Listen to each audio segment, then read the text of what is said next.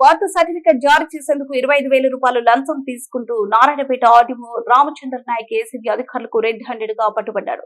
5 వ్యక్తులకు చెందిన బర్త్ సర్టిఫికెట్లు ఇచ్చేందుకు ఒక్కొక్కరి వద్ద నుంచి 5,000 మొత్తం 25,000 రూపాయలు తీసుకుంటుండగా ఏసీబీ అధికారులకు పట్టుబడ్డారు. డీఎస్పీ బాలకృష్ణ వివరాలను మీడియాకు వెల్లడించారు. బర్త్ సర్టిఫికెట్ల జారీకి లంచం డిమాండ్ చేస్తున్నారని ఆర్డీఓపై వచ్చిన ఫిర్యాదు మేరకు డబ్బులిస్తుండగా రెడ్ హ్యాండెడ్ గా పట్టుకున్నట్లు చెప్పారు.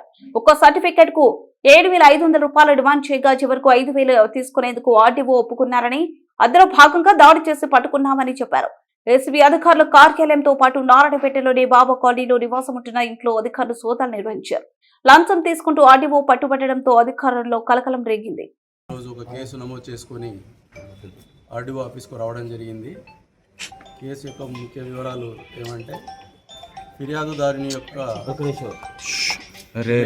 బర్త్ సర్టిఫికేట్ సంబంధించి ఆయనతో పాటు వాళ్ళ కుటుంబ సభ్యులు, ఫ్రెండ్స్కు సంబంధించి 5